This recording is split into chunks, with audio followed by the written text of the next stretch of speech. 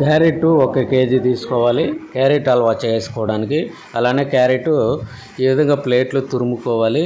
తురిమిన తర్వాత క్యారెట్ హల్వా ఏ విధంగా ప్రాసెస్ చేయాలో అన్నది ఇప్పుడు చూపిస్తాను చూడండి. అలానే క్యారెట్ హల్వాకు ముందుగా కావాల్సినటివి ఒక బాండలు తీసుకున్న తర్వాత నూనె పోసి దాంట్లో ఆనియన్స్, కరివేపాకు ద్వారగా వేపుకోవాలన్నమాట.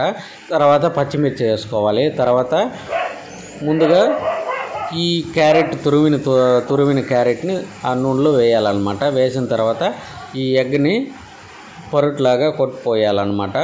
ఎగ్ పొరట్లాగా అవి బాగా ద్వారగా వేగిన తర్వాత ఆ మిశ్రమంలో మిరప్పొడి, పసుపు పొడి, అలానే మిరియాల పొడి ఉంటే వేసుకోవచ్చు అన్నమాట.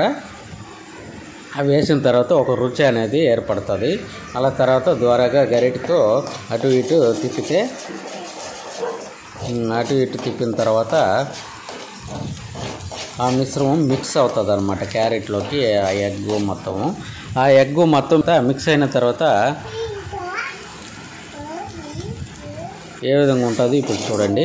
చూశారు కదా, మొత్తానికి క్యారెట్ హల్వా అయితే అయిపోయిందనమాట. ఆ రుచి అనేది మామూలుగా ఉండదు. మీరు ఒకసారి ట్రై చేయండి.